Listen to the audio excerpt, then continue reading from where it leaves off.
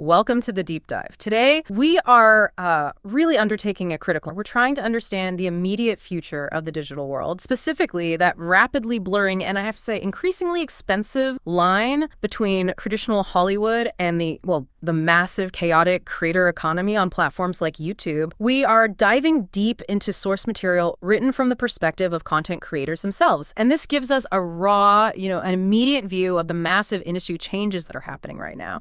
Changes that are actively deciding who gets to survive and who gets to thrive online. And this is more than just a trend we're talking about. I mean, it's really a corporate restructuring. It's something that redefines labor, distribution, profitability, everything. So our goal today is to get the essential nuanced knowledge you need to navigate this really volatile environment. We need to unpack this shifting balance of power. First, we have to analyze why the major Hollywood guilds, the writers, the editors, the actors, why are they suddenly pointing their immense resources toward the independent creator space? Second, we've got to dissect YouTube's corporate strategy under its current leadership. And third, and this is probably the most vital thing for you listening, we have to assess what this dramatic consolidation and this imposition of a new cost structure, what does it all mean for the millions of independent creators who have powered these platforms for years? And what's so compelling about this conflict is just how overt it is. I mean, YouTube isn't hiding its ambition at all. It is actively positioning itself right now as a direct competitor to Netflix, to Disney+, all the major streaming giants. They're seeking what the source material described as Hollywoodification. But for the longtime YouTubers, the people who actually built the platform, the deep concern isn't about progress. It's that this merger of worlds, it's not going to elevate the talent that's already. Instead, it really seems designed to push the true independents entirely out of the spot. It's the difference between being the main attraction and just being designated as supplementary material. And to really define Hollywoodification, which is like the central villain in this whole narrative from the creator's point of view, we have to look beyond just, high production value. It's about importing the entire traditional Hollywood model. So standardized, high-cost structures, rigid labor regulations, and the return of gatekeep. All the mechanisms YouTube spent its first decade trying to tear down. It's a complete reversal. It is. I mean, if you apply a Hollywood budget and a Hollywood rulebook to a YouTube channel, only the channels that are already heavily bankrolled can survive. Okay, so let's unpack that strategic pivot first, because the leadership isn't just making subtle. YouTube's current CEO, Neil Mohan, he is driving this transition with, incredible force. The platform is being reshaped from this user-generated video site into a full-fledged, professionally oriented streaming service. This isn't just sharing clips anymore. It's a comprehensive embrace, professional, high-budget Hollywood content. And what's truly fascinating is the audacity of it, the speed of this commitment. The source material suggests that the line between Hollywood and YouTube is about to just dissolve completely. For a long time, there was this romantic idea that, digital creators would overthrow the studio system. Right, the new guard. Exactly.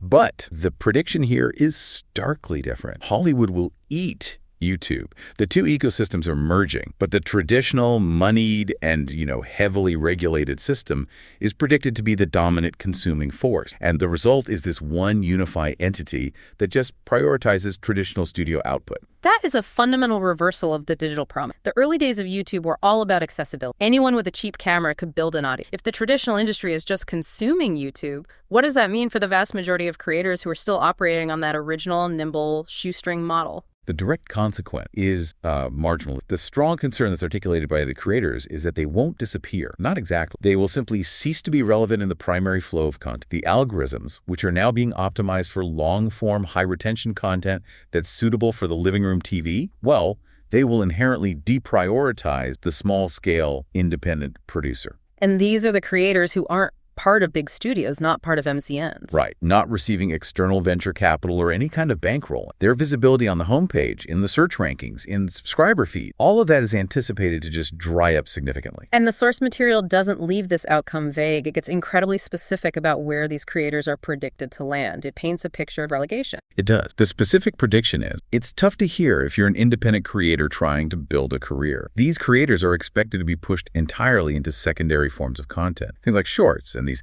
fast-paced TikTok-type videos. Or, in the source's blunt phrasing, the remaining independent space will be filled with AI-generated slop that users can upload just because they can. Wow. The core, algorithmically favored revenue-generating business will be reserved for the glossy, professionally produced content that adheres to established Hollywood standards. And this brings us back to that powerful analogy you mentioned, the one about how major streaming services already view user-generated content. Yeah. specifically that Disney CEO Bob Iger idea. Exactly. Iger's reported idea was to let users create shorts using Disney characters on Disney+. Now, why would Disney do that? It's not because they see user-generated content as a big profit center. It's specifically a cheap perk for subscribers. And this analogy is crucial because it perfectly illustrates the fate of the independent creator in this new Hollywoodified YouTube. User-generated content stops being the main driver. It becomes a secondary feature and amenity. So Disney sees it as a retention tool, a cheap add-on to keep you subscribed, not as a core part of the business. Precisely. That's exactly how the source suggests YouTube will soon view its independent creator. They're no longer the engine. They're the accessory. So if you're a creator making those traditional, 15 to 20-minute commentary, that format, which used to be the heart and soul of YouTube, is now going to be reserved for the big players. And the true independents get shoved onto the perk pile or the short-form tread. And this isn't based on some vague anxiety. The creator perspective highlights that the platform is, and I quote, flat out telling you this is their direction. Neil Mohan is aggressively championing this strategy, and the consumer data, frankly, supports the move. The platform is just responding where the audience is already migrating. And this is where the timing becomes so critical. This pivot is happening now because consumption habits have already fundamentally changed. The source points out a milestone that just underscores this shift. YouTube recently became the most watched video platform on television, not on mobile, not on desktop, but on TV sets. That fact alone, that is the foundational reason for this entire conflict. When people are watching YouTube on their living room television, they are treating it exactly like they treat Netflix or Hulu or HBO.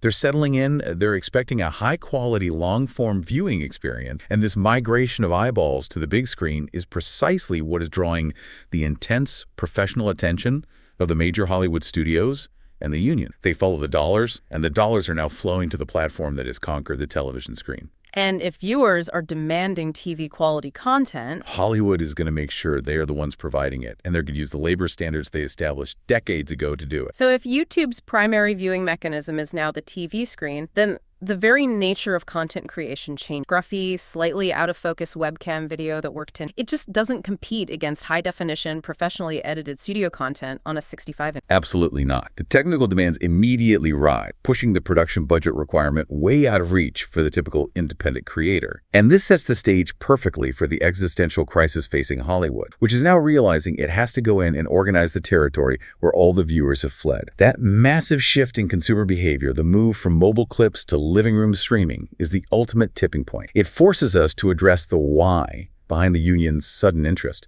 I mean, why are traditional Hollywood guilds, organizations built on decades of traditional film and television contracts, suddenly focused on the often chaotic, low-budget world of YouTube? And the simple, stark answer is that they are facing a profound and immediate existential question about their own survival, their own relevance. That phrase, existential question, really needs to be explored. It's not just about a slight downturn. The internal economics of Hollywood studios right now suggest a systemic breakdown of the established model. Precise. We are witnessing massive diminishing opportunities in traditional media. Film and television studios are undergoing this relentless deep-cut consolidation. They're merging, they're contracting their development slates, they're implementing aggressive cost-cutting across the board.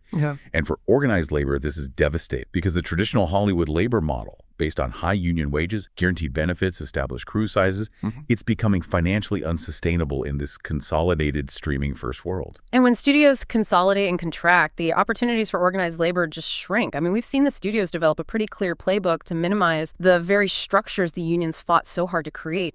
They become ruthlessly efficient at bypassing traditional labor. The specific threats to the guilds are tangible. They're multifaceted. We see studios actively looking at outsourcing entire departments, visual effects, post-production to non-union or foreign companies. They're moving physical production out of high-cost union states like California and New York, relocating to states with massive tax incentives and lower labor costs, places like Georgia, Texas, or even overseas. Yeah, you hear about that all the time.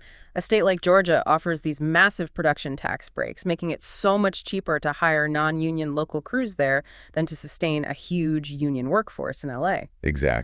And the final and maybe the most terrifying threat to the guilds is the rapid replacement of human labor with AI technology. Of course. Absolutely. AI is being implemented across writing, editing, graphics roles at a really accelerated pace. All of these measures, outsourcing, state relocation, and AI replacement, they combine to create a rapidly shrinking iceberg for organized labor. Their membership and their dues base are just evaporating because their traditional employers are actively seeking to eliminate unionized position. The source material even suggests a potential catastrophic long-term consequence from the most recent big labor actions, referencing the WGA and SAG-AFTRA strike. The argument is that the strikes may have counterintuitively sped up the collapse of the traditional system. It explicitly suggests that those massive strikes may have backfired in a crucial way. Instead of forcing studios to cave and secure long-term protection, the sources indicate that the studios used the strikes as a massive public justification to accelerate their cost-saving and labor replacement measures. They looked at the instability from the shutdown and basically decided,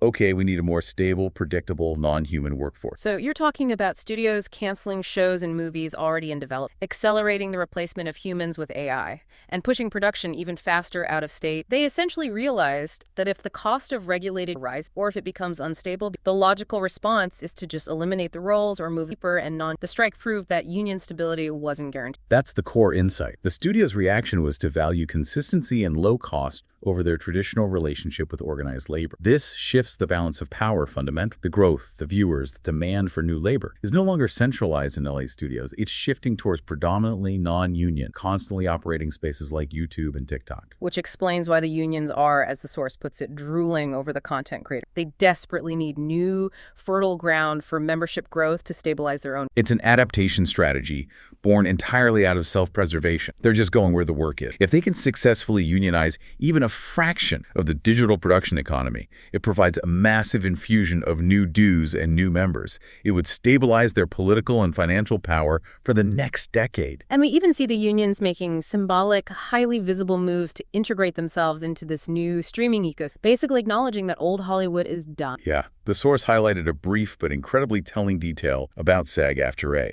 The union is renaming its annual awards show. It's moving from the SAG Awards to the Actor Award, presented by SAG-AFTRA, for its next broadcast on Netflix. And why is this significant? It's a literal rebranding, a deliberate move to shed an old name, the Screen Actors Guild, that might confuse a global streaming native audience. They are broadcasting to the world. We get it. Streaming is dominant, and we're ready to adapt. It's an acknowledgement that the old systems are being consumed by the new model. This transition brings us to the most concrete, real-world example of this union is the historic push to organize theory. This company was formerly owned by the massively successful creator Matt Pat, who recently sold. This is where the abstract corporate strategy really... This case study is the key to understanding the mechanism of unionization in the digital space. The actors involved are two major Hollywood guilds, the Writers Guild of America West, the WGA West, which represents writers across film, TV, and digital, and the Motion Picture Editors Guild, or MEGIT. These are the skilled tradespeople who handle post-production, cutting the film and sound. And they are coordinated to organize an entire digital production handful of freelancers. And crucially, what exactly are they trying to organize within? The critique suggested we need to be really grand, moving beyond just writing. They're targeting more than 24 workers who cover the entire digital content pipeline. Yes, this includes the traditional roles like long-form editors, writers, and producers. But the union effort is also targeting these crucial, uniquely digital roles: the graphics workers, the sound honing technicians, and the people who create the thumbnail. The source highlights this with that fascinating detail: the attempt to unionize the thumbnail guy. Wait, let's pause on the thumbnail guy.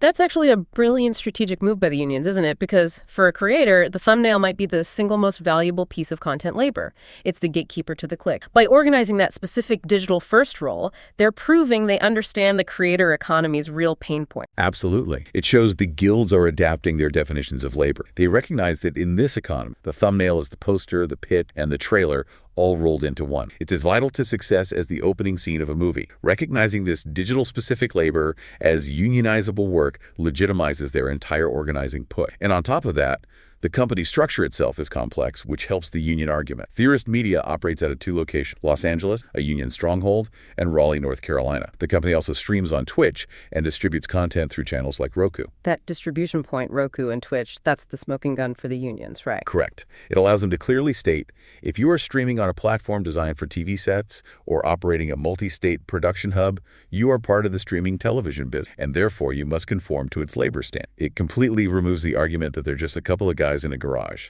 They're a professional media company, even if they started on YouTube. So let's look at the workers' stated goal. They say they're professionalizing the industry.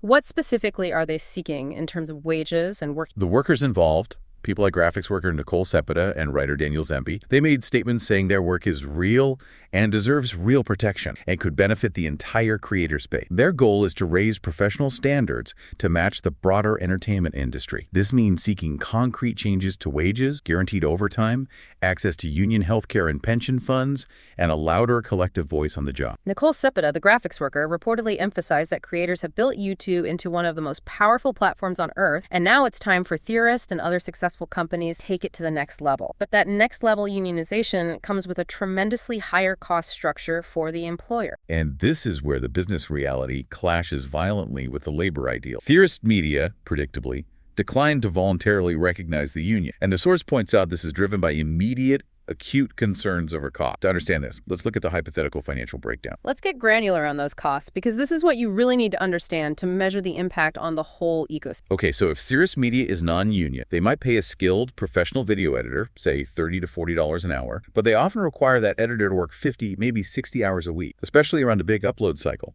often without guaranteed overtime until after 40 hours and with minimal benefit contribution. Okay, now what does a unionized structure require? A unionized structure, governed by WGA or MEG standard, it completely changes the math. First, the minimum hourly rate is significantly higher, often $50 or more for skilled roles. Second, overtime is mandated, frequently requiring double pay after 8 hours in a day, not just 40 hours in a week, and definitely after 12 hours. Third, the company has to contribute significant sums into union health and pension plans on top of the salary. So if a non-union editor costs the company, say, $120,000 a year, a unionized editor doing the same work with mandated overtime and benefits could easily cost the company $200,000 to $250,000 annually. That is a tremendous financial jump. You're not just talking about higher wages, you're talking about rigid work rules that eliminate the nimble aspect of digital production, where people frequently need to pull all-nighters right before a major video launch. Exact. The flexibility to push deadlines and demand quick turnarounds, the very engine of the creator economy, is killed by union work rules. Yeah. This brings us back to the company's refusal. If they don't voluntarily recognize the union, the next procedural step is for the WGA West and MEG to file a petition with the National Labor Relations Board, the NLRB. This forces a federally supervised election among the workers. And the potential industry-wide consequence, should the union succeed here, ties directly back to the flight of Hollywood jobs, Guster. The source makes a strong case that if union costs and regulations are successfully imported into digital media production, it will accelerate the exodus of digital media companies. If Theorist Media's costs skyrocket, they, or any other digital production company, might just close up shop in Los Angeles and North Carolina. They would be compelled to look for non-union, lower-cost states like Texas or Florida. So the union's goal of raising professional standards could, paradoxically, trigger the massive displacement of the very jobs they are trying to organize. It's the central irony of the whole situation. They are fighting for higher protections in high-cost areas, but if the business can't sustain those costs, the jobs don't suddenly become higher paying. They simply move to a state where the labor is cheaper and non-union. This is the brutal economic logic that is driving Hollywood's collapse, and it's now threatening the core structure of the creator economy. Having analyzed the corporate drive and the union mechanism, we must now delve into the mindset of the independent creator, which is the majority audience for this information. There is massive, profound resistance from this group, who prioritize flexibility and control over traditional union structure. This resistance isn't just about hating dues, it's a philosophical conflict. It's rooted in how the creator economy was built in the first place. They view unions as demanding three non-negotiable things: control over the process, money in the form of dues, and forced compliance. Their interpretation, summarized in the source material, is that they would be required to pay dues and then have to keep our mouths shut when told to. And that feels like an incredibly bad deal to someone whose entire career is built on unrestricted self-expression and creative control. For them, union oversight isn't protection.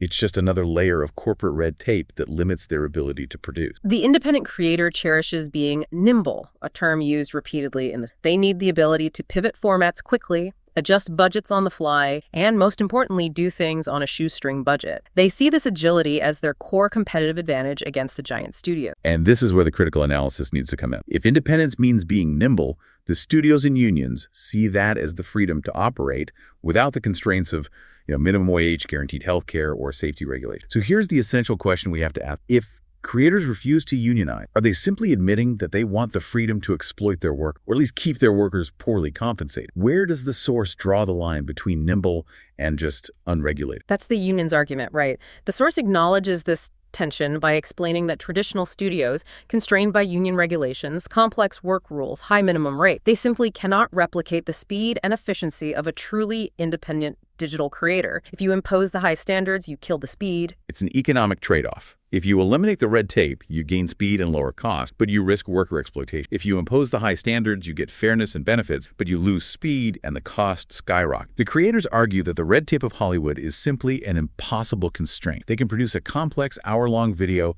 for maybe $5,000, which would cost a union production company $50,000. Importing that regulation kills the entire low-cost ecosystem. And this forces us to return to the cold reality of the cost factor, but viewed now from the small business owner's perspective, which is what a successful creator essentially becomes once they hire even one employee. The business logic is brutal and unavoidable. Unionization drives up the cost of doing business tremendous. If an owner is trying to sustain a channel, they have to look at the bottom line. If a union mandates expensive benefits, reduced hours, rigid schedules, and high minimum pay, the owner has a fiduciary duty to find alternatives. I mean, why hire a unionized employee at high cost in LA when you can hire a person who costs half the price, potentially overseas or non-union, to do the exact same job remotely? That is the core driver behind all outsource, from manufacturing to post-production editing. Absolutely. The source explains that while union benefits like shorter work weeks or generous vacation are appealing to the work for the business owner, they are a direct, unmediated cost, a cost they must either absorb or mitigate. And when you're facing a 50 or 100% cost increase per employee, the survival strategy shifts toward outsourcing or increase automation. The creators think, if I have to pay traditional Hollywood rate, I might as well hire a traditional Hollywood studio, or better yet, automate the role entirely. Yet, the source also reminds us that union adherence has never been an absolute prerequisite for massive success in entertainment. It provides some historical context that gives these resisting creators fuel for their argument. That historical context is crucial for perspective. We forget that some of the biggest names broke away. George Lucas famously walked away from the Writers Guild in the 1980s, primarily because he wanted to retain total creative control and avoid the constraints of their rule. Sylvester Stallone is cited as another example of a creator who forged his own path without being beholden to guildmen. And while these figures were already established when they made those breaks, their success demonstrates that union adherence is not the only path. For the independent creator, it's about rejecting the notion that you don't get to tell me what to do with my creative product. But if a creator feels they must have some connection, maybe they want to work on partial, the source suggests an alternative that bypass financial and They mention the organization 4. This is presented as an alternative mechanism. It allows the creator to gain some form of protection or professional connection, what the source wryly refers to as protection money, without having to adhere to the full, stringent requirements, dues, and workplace rigidity of the major guilds like WGA or SAG-AFTRA. It shows there are intermediate options. However, the core issue remains the same. Content creators fundamentally do not want to pay high dues simply to be told what to do, especially if those payments don't guarantee them more views or a higher chance of success on the platform itself. They are seeking efficiency and audience, not expensive bureaucracy. Given this atmosphere of corporate convergence, rising costs, and just this existential pressure where many independent creators feel like the house is burning down, they are not waiting for Hollywood or the unions to decide their destiny. They're actively adopting comprehensive strategies for survival off the main YouTube platform.